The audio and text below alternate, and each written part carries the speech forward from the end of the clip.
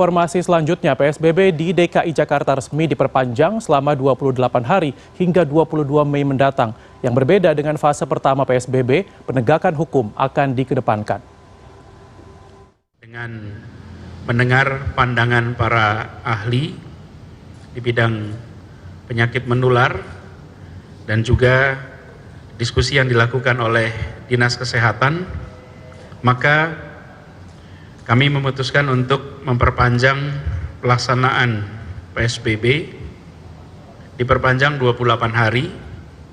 Artinya periode kedua PSBB ini mulai tanggal 24 April sampai dengan 22 Mei 2020. Rabu kemarin, Gubernur DKI Jakarta menyampaikan perpanjangan penerapan pembatasan sosial berskala besar atau PSBB di wilayah DKI Jakarta.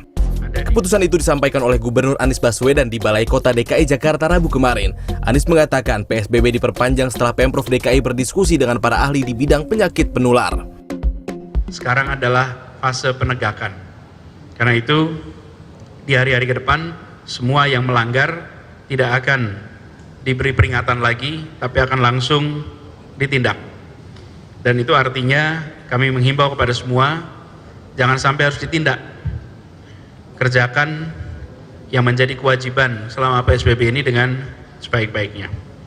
Dan baik perusahaan-perusahaan juga jangan curi-curi, karena kita menemukan di lapangan, diingatkan, kemudian setelah petugas meninggalkan lokasi kembali beroperasi lagi. Seperti diketahui, penerapan PSBB di DKI Jakarta periode pertama telah dilakukan sejak 10 April 2020 dan berakhir pada 23 April 2020. Jika pada periode pertama PSBB, pelanggar hanya diberi peringatan atau teguran yang bersifat edukasi. Seperti yang terjadi di wilayah Jakarta Pusat beberapa waktu lalu, razia PSBB yang digelar di checkpoint Tugu Tani ini hanya dalam waktu 1 jam sudah ada 18 pengendara yang diberikan surat teguran oleh petugas karena melanggar aturan PSBB. Mereka yang melanggar mulai dari tidak menggunakan masker hingga tidak menggunakan sarung tangan saat berkendara dengan sepeda motor. Di Jakarta Timur, petugas gabungan masih harus merazia ke sejumlah lokasi tempat usaha yang tidak dikecualikan, yang masih nekat buka pada PSBB. Mengutip pernyataan Gubernur DKI Jakarta, salah satu kunci sukses PSBB adalah kesadaran masyarakat untuk mematuhi aturan yang diterapkan pemerintah.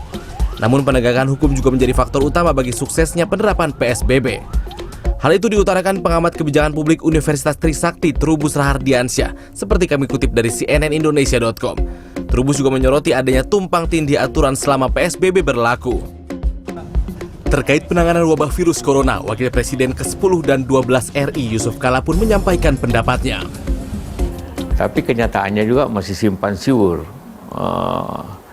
Katakanlah pemberitaan ataupun perintah menjadi kadang-kadang tidak jelas, sehingga harus lebih terkoordinasi lagi.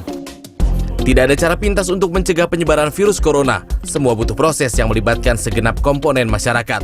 Anda, saya, dan kita semua mempunyai kewajiban yang sama sebagai warga negara, mematuhi aturan yang berlaku.